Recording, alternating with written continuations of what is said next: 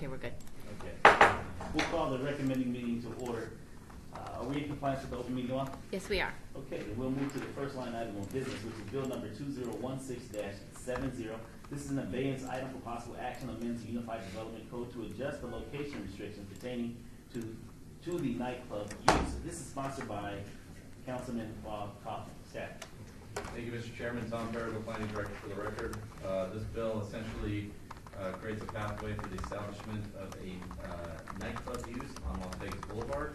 There are two provisions of Title 19 that are addressed in order to do that.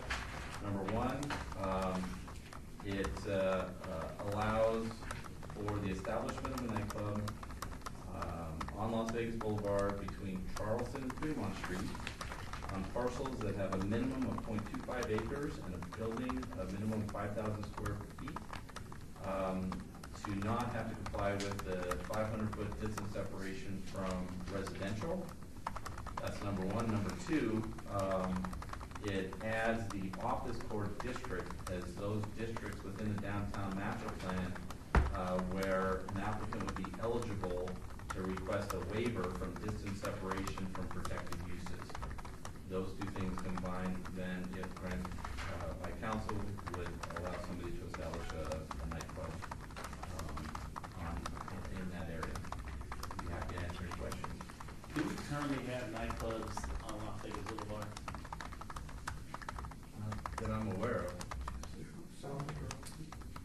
Well, in this area between Charleston and Las Vegas Boulevard. and Fremont, not that I'm aware of. Can't think of any. If they are, they would have been prior to any of these ordinances. They'd be a legally non-conforming use, and I can't think of any. Okay. Is there anyone from the public wishing to speak on this item? So please come forward and state your name for the record.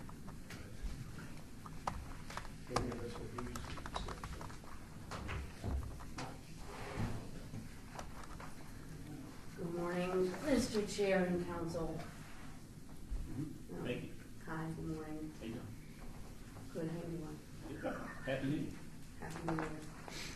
My name is Terry Murphy. I own a building at 520 South 6th Street. And like approximately 27 other owners between Charleston and Fremont on 6th Street, we find ourselves potentially a 10-foot alleyway away from a nightclub.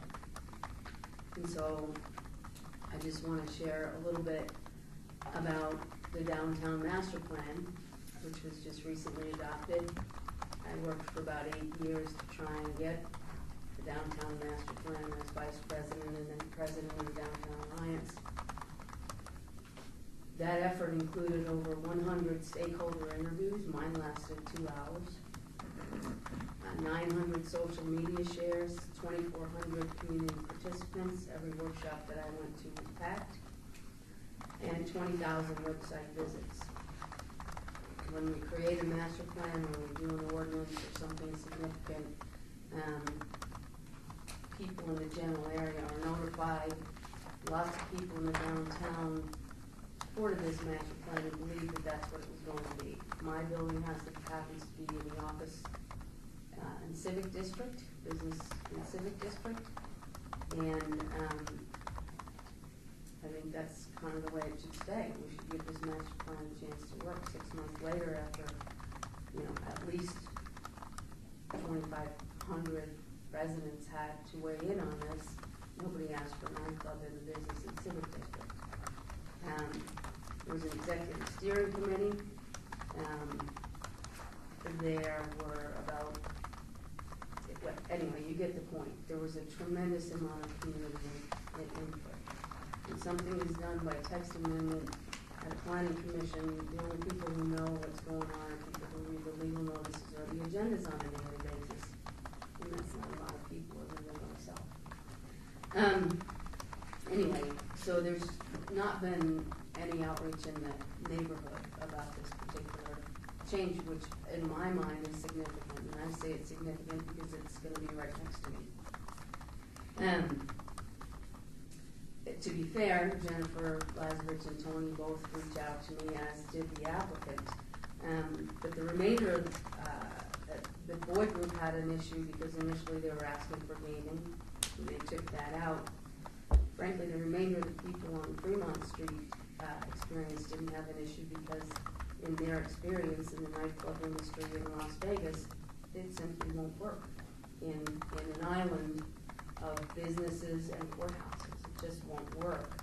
And that was actually what I said to the applicant when we very first met.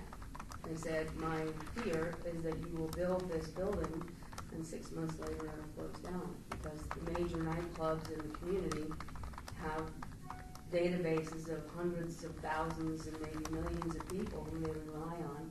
And they also are out there on the strip handing out their cards. They're selling them hard. It's a difficult business. It's also an extremely intense business. So one of the goals of the stated goals of the master plan was stabilizing and improving established neighborhoods. And I won't be terribly long, about 3 or 4 more minutes. I don't want to take all your time this morning. But we're in the middle of the civic and business district as defined by the master plan. I have a picture here I can show you from far away. So if you want to see it in a minute, I'll let you see it. But it's right in the master plan. We have the Eaglet Law Building. They just invested a significant amount of money there 2 blocks away. 341 residential units at Jewel are 1 block away. Dozens and dozens of small businesses and residences line the streets to the east of 6th Street, all the way to Maryland Parkway. And on the west side of 6th Street itself, I counted at least 27 property owners in addition to the federal government, federal courthouse, the ICE building, post office, who would be less than 10 feet away from this. You also have residents at Soho Lofts just across the street, Newport Lofts 2 blocks away, Jewel, as I mentioned, and the residents at Loftaine Apartments could be literally next door to a nightclub if this text amendment is passed. I don't think they bargained for that. And the 2,400 people who went to the workshops didn't ask for it. It's not likely that any of them know about this again, as I said earlier, because unless I'm mistaken and the city's done outreach, the only way I knew it was the applicant was kind enough to call. The practical effect on businesses, first of all, I think my liability insurance will go up. We have refinancing issues, credit issues. I'm in the process of refinancing mine right now to improve it. I had a tenant in there until a few months ago who had to move in, and they didn't have time to have me do any upgrades. My next door neighbor to the north just put a significant amount of money in his building, and he owns a building on the south corner of Bonneville as well, and he just remodeled that extensively. The practical effect, again, is more money. As far as I know, the businesses in this area, including myself, have been supportive of the Business Improvement District, which again is something that I've worked hard on personally for many years. It'll cost me about an extra $150 a month or $1,700 a year in new property taxes. Why would any of us want to do that? But we're going to also have to end up paying for our own security, cleaning crews after the patrons in the nightclub let out. And it's a very intense use. It's an alcohol-related use. Everybody knows, as however good of an operator you are, nightclubs are known for drugs and prostitution and alcohol and so forth. The More Cops initiative that just passed defined the tourism corridor the same way your downtown master plan does, from Carson to Ogden and Main to 8th Street. There will be no additional police presence in this corridor. And this is a very intense use that requires a significant amount of public safety infrastructure. Finally, just as a business case, the hotels on the Strip have, as I said earlier, the huge databases. Even though the Fremont Street experience is not opposed to this, as I said, because they don't see it as viable. We don't need another bunch of people handing out come to my nightclub cards on the middle of Fremont Street. So, in case you haven't guessed by now, I'm opposed to this. I think if the people surrounding me knew about it, my next door neighbor does, and he is opposed to it. But I think if the people, in the business district and civic district were notified, I think they would have at least some input to give you. And That's it, that's my only. Thank you very much for Thank listening you. to me. Thank you. Is there anyone else wishing to speak on this item? If so, please come forward and state your name for the record.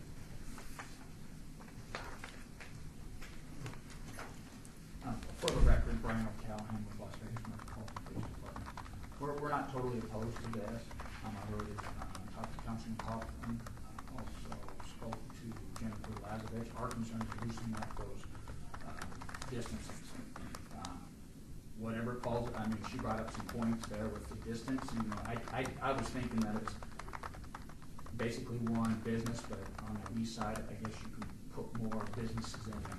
But we're basically neutral, but just a concern of losing those distances up, and that's what our concern is. You mean the distance separation from residential to nightclub? Oh, and also not just that, but also what you have currently.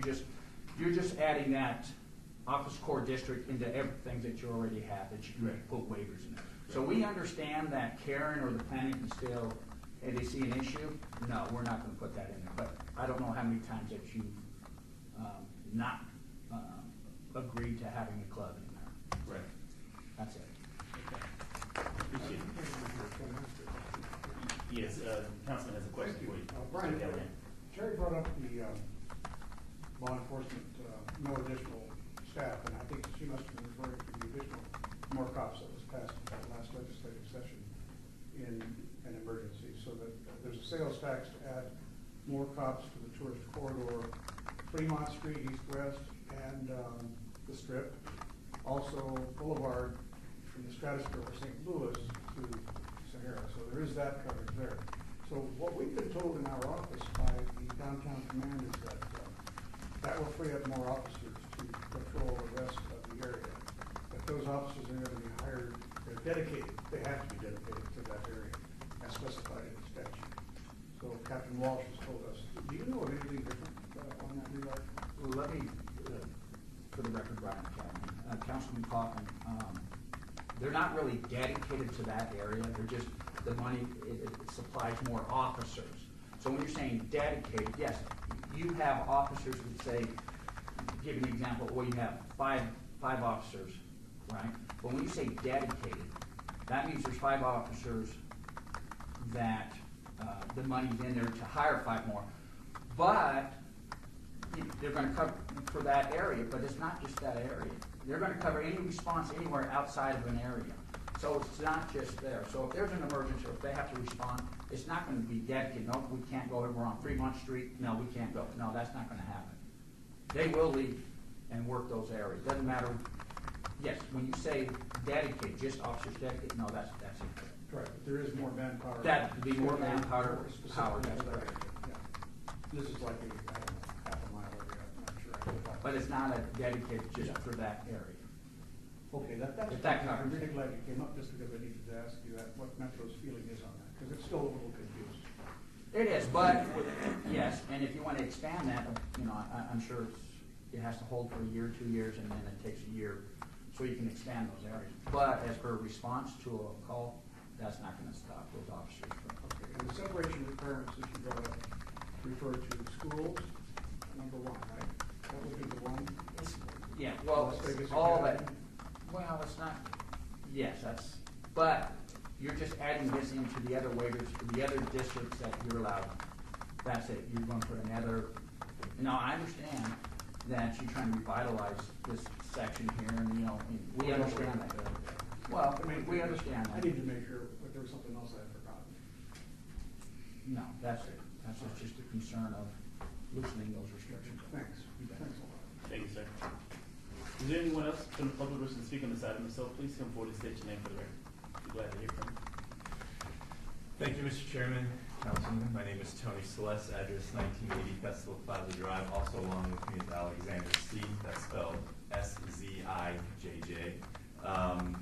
We are essentially one of the proponents for the text amendment and have actually been working on this idea for about a year. As Ms. Murphy alluded to, we first started off with some bigger scope, bigger plans.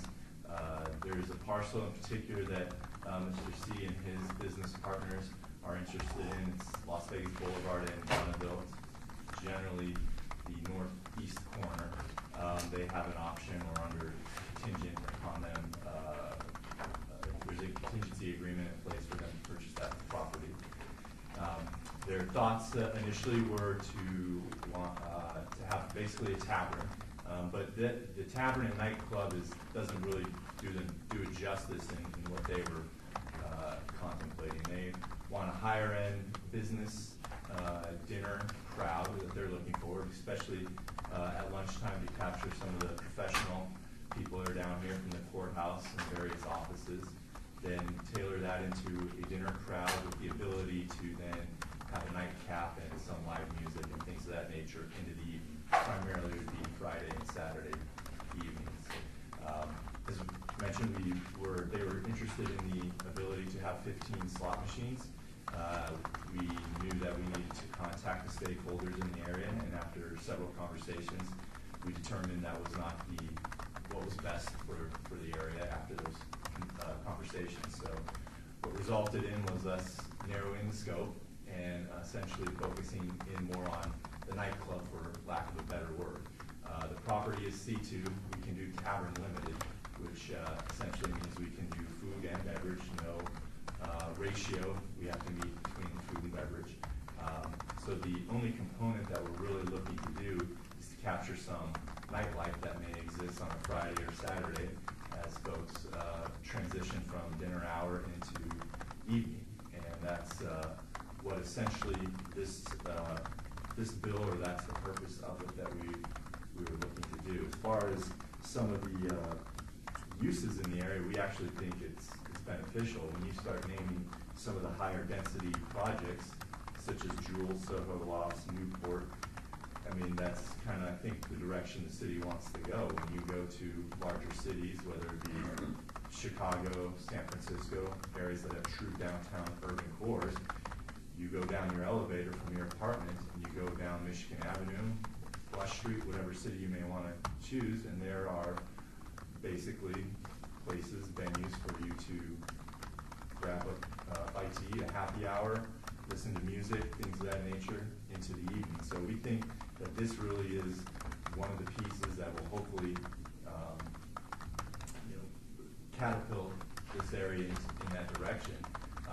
This is intended to be very higher end, and we do appreciate staff's willingness to look at this, and as well as this recommending committee to hear this bill. And with that, available for any questions you may have. Question I have, Mr. Perigo.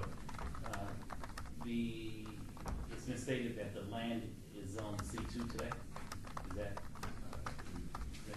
correct? Mr. Chairman, I'm not sure what the land, the particular parcel that he's discussing for his client, the bill would apply to a lot of parcels and have all different zoning districts. I don't know any one specific parcel. Okay. So do you have that there, Mr. Celeste? I do have What that. zoning is? I do have an aerial or a zoning map that I can share with the board, specifically at least the property I was referring to on the corner of Las Vegas Boulevard and Bonneville. And that's where you look. That's where the proposed nightclub is looking to be developed. So essentially, would be the way the ordinance is drafted, a nightclub could be along Las Vegas Boulevard between Charleston and Fremont if it was adjacent to the boulevard. This property happens to fall within that defined category. On top of that, it is zoned C2. Today. Today, correct. And in addition to that, tavern limited. Yes. From a gaming perspective, what does a tavern limited allow for as far as gaming machines? Nope. Oh, sorry. Mr. Chairman, no gaming is allowed in tavern limited. Okay. So that's not part of our contemplation today. Okay. So, thank you. All right, so we have a master plan for downtown, and spent a bunch of years doing it, right? And we approved it, about 6 months ago, is that right? I believe, yeah, it's been about 6 months, 6 to 8 months. Okay, so it was approved, so this particular area here, on the boulevard between Fremont and Charleston, according to the master plan, what is it designated? This particular area is, we changed it from office court to, not office, business civic. And actually, so just to be clear, this particular text amendment would apply to, the downtown Centennial Plan, office core district as it exists in terms of the office core, because we don't have the regulatory framework yet that goes with the new vision. So that new vision plan actually expands that district. The current district is Bridger to Garces, 6th Street to the railroad. The 2045 vision master plan expands it, I believe, to Carson to the north and down to the 18B on the south and into the Symphony Park area as well. And so once the regulations, that presentation we had at council a few meetings ago, we're talking about the urban form code, those regs will then apply as with this to that new area. So yes, that new area, in the vision plan, the business and civic core lays out a very strong vision for that type of activity. So what is so this business civic district along this area that we're talking about today, what is that, what's allowed in there according to the master plan?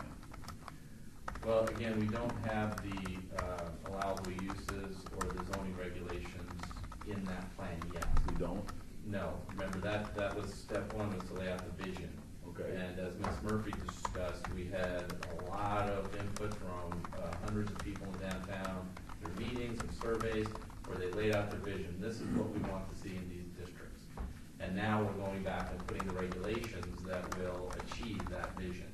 And that'll happen over the course of the next 6 to 8 months. So why wouldn't we consider this change during the course of events during the regulation period instead of just looking at it today? Why wouldn't you throw this into the mix there and look at it from a wide perspective to decide is nightclub uses appropriate for this business civic district when it comes to zonings and regulations and stuff like that? Because it sounds like we're going through that process to do that, and then we're stepping back outside of that process to look at this one specifically. So, I mean, is that what we're doing? Through you again, Mr. Chairman, yes. We are.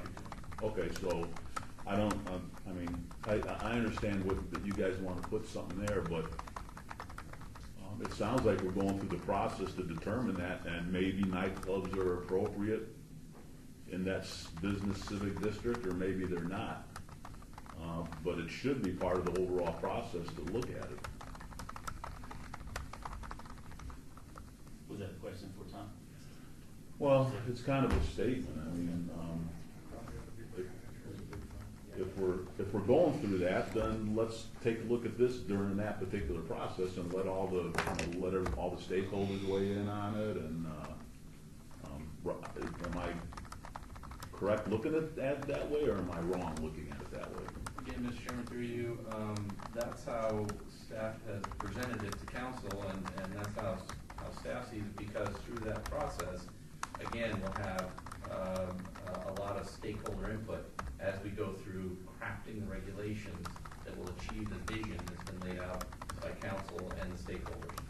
So yes, that makes perfect sense, but again, it's a bill for you, and then it's up to you. And Ms.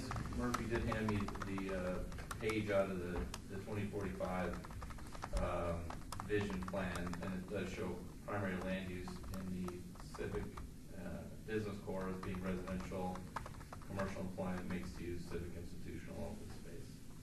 So I'm kind of looking at it this two ways. We have this today that kind of changes everything, but we have your project.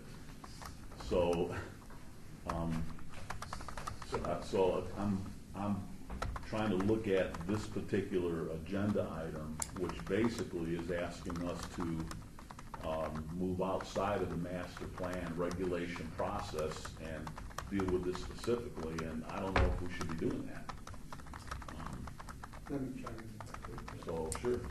The reason I think I should chime in here is because of the timing of it all. Of course, this started before the master plan was adopted, this project. It conforms to what I've been trying to do on the boulevard, which was bring new businesses in to the area, so that is why I agreed to introduce it.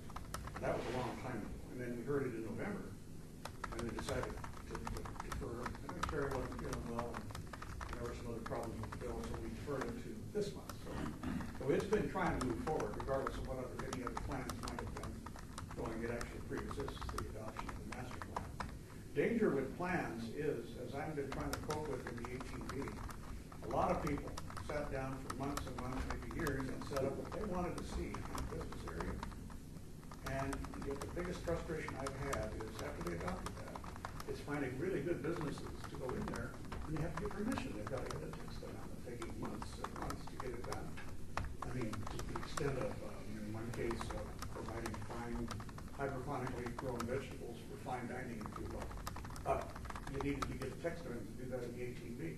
So that's why we have another bill coming, which has been through planning commission, to change it out of that kind of a thing where you got to pick and say this fits, this doesn't by statute. But in reality, you ought to just say, like form-based is, which we're going to go to. It looks okay, it's probably going to fit okay.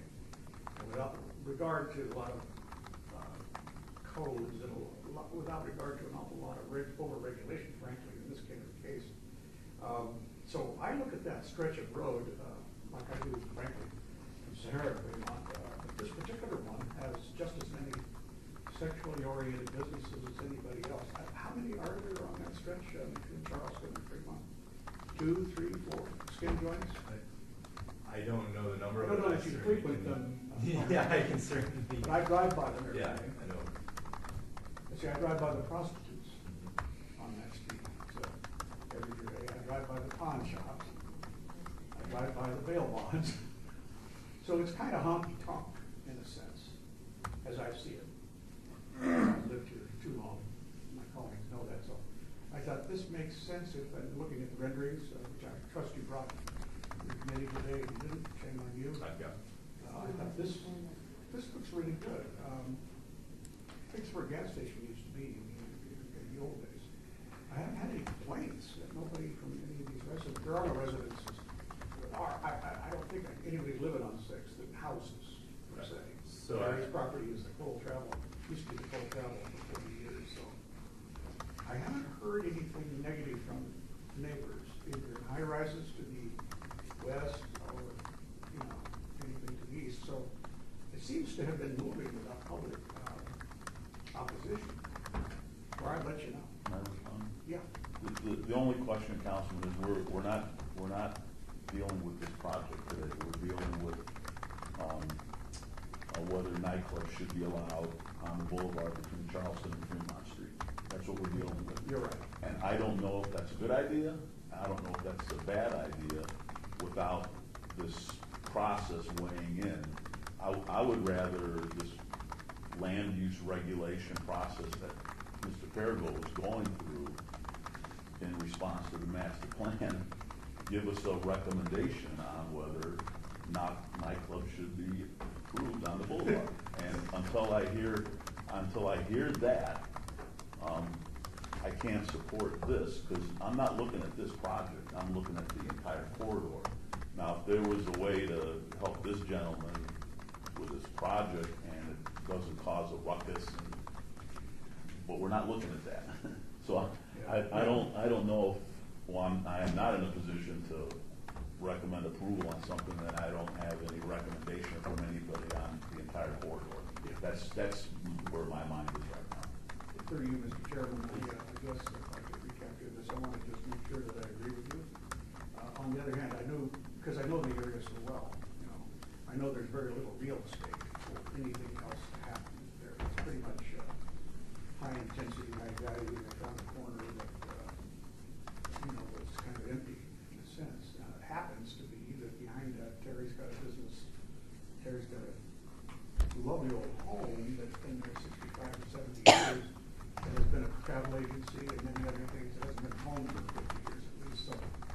that is the one thing, and Terry has expressed her interest to me in this, and out of professional courtesy, that's why we delayed it 2 months. But I don't think I heard from staff of any objections. The only thing I had heard about was district separation, which we wanted to make sure we considered, and that was the Las Vegas Academy, which is a high school of extraordinarily talented students, and they're out there, I don't know, 1,000 feet away, I'm not sure, maybe 1,500, 200, I don't know. Doesn't matter because they're adults. So the question is what do we do? What do we do with that underdeveloped real estate down there to get the downtown moving? And that was a good example. We're always focusing on Fremont Street. We're not focusing on the boulevard. And so, again, as I said, it's honky tonk down there. So, Tom, if Councilman has an idea about this and he has reservations, why not just go ahead and put it in to the master plan? That, it's like you're trying to avoid putting specific things into a master plan, aren't you? I mean, the city of Las Vegas downtown, happy to say, nightclubs don't belong. That's the problem. Again, Mr. Chairman, through you, Tom Perigo, Planning Director for the record. As we migrate to a new regulatory framework for the downtown, we are looking at the more of an urban form code, which pays a lot more attention to the form of the built area, and it's been shown in a number of other cities where they've gone in this direction that placing the emphasis on the urban design and how the buildings relate to the street and the pedestrian areas and all that other stuff goes a long way towards beautifying your downtown and adding value and investment. Within that framework, though, there is still a place for uses, which uses are or not appropriate. You're right. With this, the new direction we're headed, that would be less of an emphasis, the types of uses and what is or is not allowed, than the form it takes. So I'm not sure. Well, let me take you in a specific direction then. When you approve a nightclub, let's just say it wasn't needed and that was going to go in there. What would be the uses, what would be the requirements that you typically have put upon a business in that kind of business? What are the requirements typically that comes out of your office, that comes out of the planning commission? For example, address some of the complaints that you heard earlier about potential problems with nightclubs where alcohol is served. So we typically control the area, put additional requirements upon people who own these properties? Nightclub has to go with an alcohol use. Tavern Limited, tavern, beer wine room. I believe there might be one other, but the nightclub adds another element of activity, late night activity, and noise and other things. Yeah, there's always the option for Planning Commission or City Council to add conditions on any approval for those types of uses that would mitigate various impacts as they see fit. Any of those alcohol uses, in particular nightclub use, does have that distance separation from protected uses, the 500 feet from church, synagogue, school, daycare, 12 kids or more, that kind of stuff. And specifically, council added that provision of 500-foot non-waivable distance separation from homes because of potential impact on residential areas. So those are the kinds of things, given the nature of alcohol uses, moving forward into more of the urban form code, those things will continue on as well. And is there anything there that's going to cause us to pull out the sexually oriented businesses? Are we going to give those skin joints word to get out as soon as this is adopted?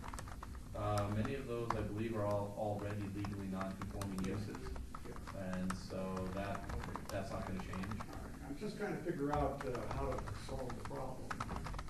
We have taken this, Chair, we have amended this bill to take out the potential that it would affect the reward. We definitely, remember, that was part of your concern. It affected about 6 clubs in your ward. There were some things that spill over and we can modify it to where it's just specific to this special road. So So if the council wants to hold, if the committee wants to hold on it, for a while, that's okay, to take further study and ask the questions of staff and make everyone present their cases.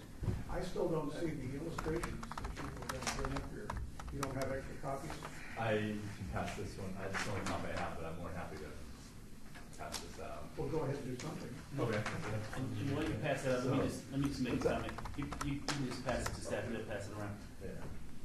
Looking at the master plan, Tom, that you all have, I've always was under the impression that the nightclub use was a part of that in some way in relation to designation within the boundary or the scope of the overall global respect of the 2045 plan, specifically in downtown as we expand the arts district and also the gaming. And so looking at that boundary, where in fact would nightclubs land if in fact one, say for instance, were to come in today and say, and I'll just make this up, someone wants to put a nightclub next to the Eclipse Theater. What, would they fall within the same category as the gentleman here today?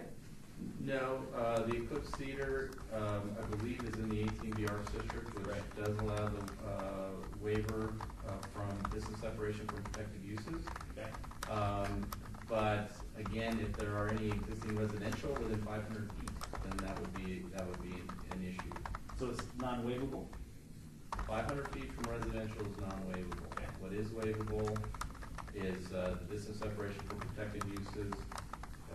If you're in certain districts, the CV district, Parkway Center, Downtown Centennial Plan, Gaming Enterprise Overlay District, Fremont East Entertainment District, 18B Arts District, and Downtown Casino Overlay District.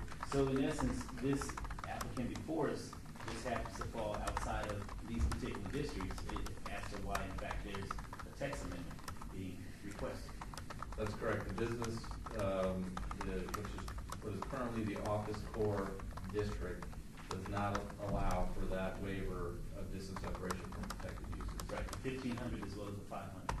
The 1,500 being schools, synagogues, child care facilities. Right. The 500 being residential. 500 is non-waivable Okay. And the 1,500 is? within those districts. Only within those districts, but this particular district that's before us here today is a 1,500 foot waivable. No, it is not. Okay. May I just interject one? Just make a note of that, just give me 1 second, I don't want to lose my thought. Okay, and so, having said that, I know in the code, when there's a right-of-way that's 100 foot, a 100 foot right-of-way, then in fact, certain applications do and do not qualify as relates to the distance separations. And being that this particular item is on the east side of Las Vegas Boulevard, that may pose a problem in regards to that 100 foot right-of-way, which leads me to my follow-up question. What is the width of Las Vegas Boulevard? Is it 80? I don't know the answer to that. Right? I think it's I don't believe. probably I 100. don't- I'm not sure if Las Vegas Boulevard is 100 foot. I don't know. Why? I don't know the answer to that. No, it's actually the roadway.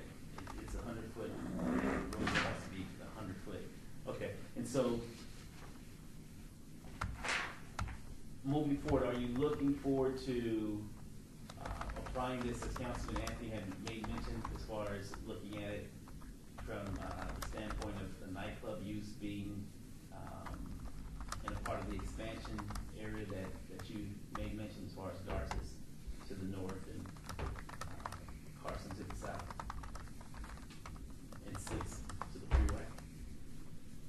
Well, yeah, it'll be part of the discussion when we work again with the stakeholders on the zoning regulations and the use regulations that go with the new business and civic district, and that would apply to the entire area. And the starting point, of course, will be what already exists in Title 19 for those areas. Because I personally don't see a problem with nightclub use, because I hadn't heard up until recently, within the last week, I should say, that there was opposition, and it was made mention that Ms. Murphy had concerns and of opposition as to why she has that position. But I hadn't heard from anyone else in relation to the particular nightclub use, as far as surrounding neighbors or the school or anyone else for that matter.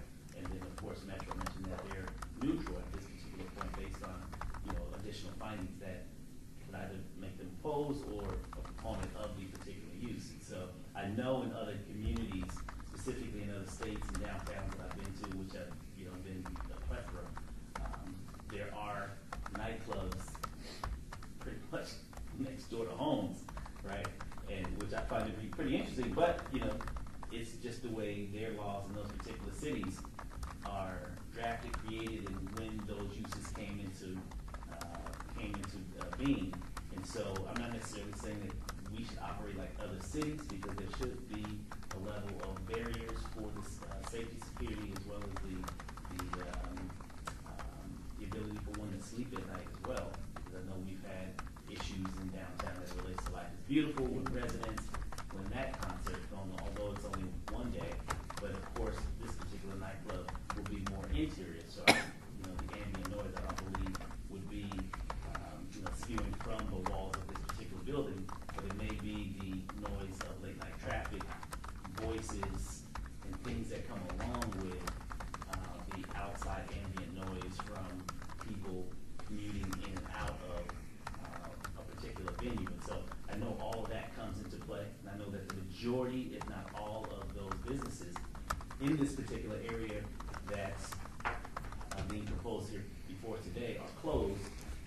So there may not be a particular issue as it relates to that particular noise as well, because of when that type of activity takes place, everyone's pretty much gone after 5 or late night. And I don't know, what is the distance between this particular site and the nearest residential? Again, Mr. Chairman, I didn't evaluate any particular site. We were asked to prepare this text amendment, and so Okay. we did in Mrs. preparing Seals, the do policy. you know question for council. the closest distance between the proposed site and residential property? So, don't know the exact distance, because in this area, when you start going east on the other side of 6th Street, it becomes difficult to determine. Because you have the office and you have residential Right. and you have office. Exactly. Now, I would say that generally speaking, there's probably more office than residential, but there are residential that potentially could be within 500 feet. So that's why out of an abundance of caution, that was probably placed into the bill with respect to the 500 feet. Right. And Ms. Murphy, I know that you've been a long-time business owner in the area, and also probably know the area more so than a lot of us here as far as the residential pieces of parcel that exist on 6th Street. Do you have something you would like to add? I do. Name for the Jewel record. is 1 block, Terry Murphy for the record, Jewel is 1 block away of Bonneville and 4th. Mr. Chairman, let me Yes, sir. just be clear, the 500 feet non-waivable separation is from single family. Single family So detached. just to be clear. Yeah, I was going to mention that as well. But, so let me be clear in regards to my statement. Single family detached residential properties is what I'm referencing. They're scattered throughout the neighborhood to the east of 6th Street. Thank you. Mrs. Celeste? The only thing I wanted to make mention of, and I appreciate you allowing me coming back to me, is that the current ordinance, the one common denominator between the Civic District, Parkway Center, is that they're all within the downtown Centennial core. And the office core district is also part of the Centennial plan. So I think, when you're talking about coming down to its most basic common denominator, the office core is compatible with the vision of the Centennial plan. It is part of it. Number 2, everything I've heard with respect to the new direction, or the new, I wouldn't even say new direction, just updating of the master plan and changing it from office core to the business civic.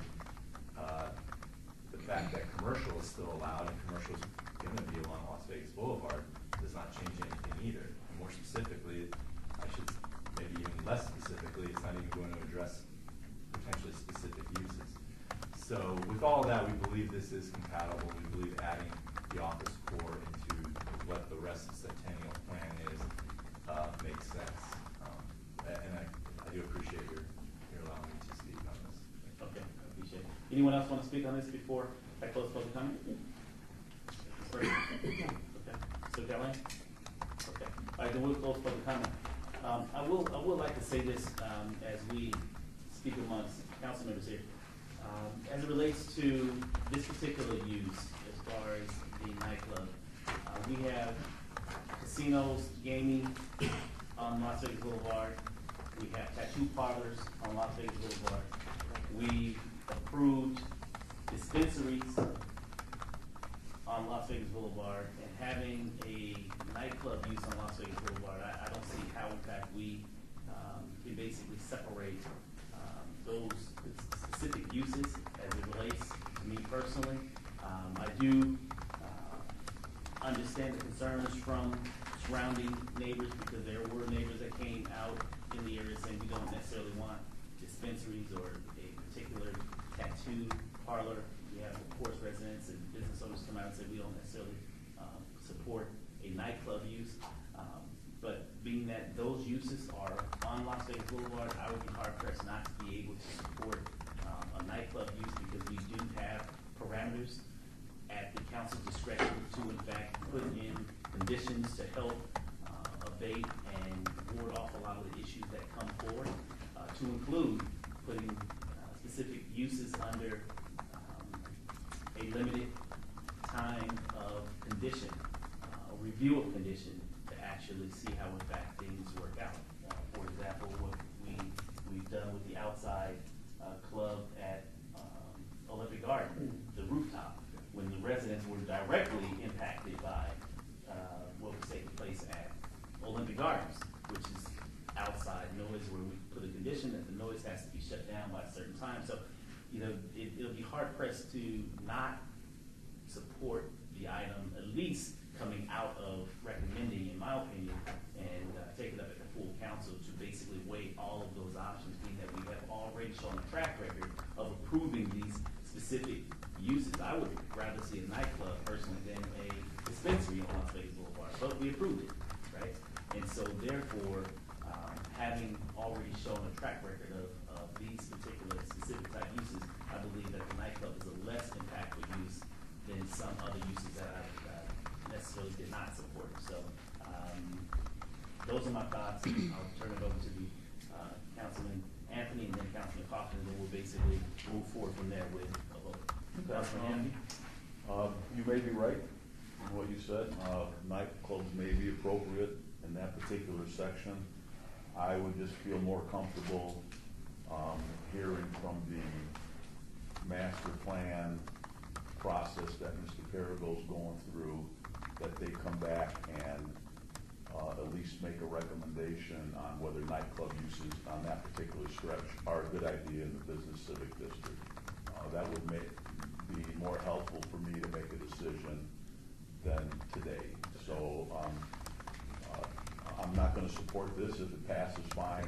If it doesn't, you need to throw that in there quickly to get a recommendation to us on night, because we're not just talking about this project, we're talking about nightclubs up and down the boulevard, and you may be absolutely right, that's a great idea. I just don't know today. I'd rather hear from them, a little bit more from the expert land use folks first. Yes. Okay, thank you. Well, as someone who lives a couple 200 feet from the Las Vegas Boulevard, just south of Charleston. Did you mention that? My property is 162 feet from the back property line of the businesses, some of them not so savory, on the boulevard. So I'm familiar with it. Single-family residences near this kind of stuff. And I choose to live there, as anybody else who lives there chooses to live near it, so they know what they're getting into.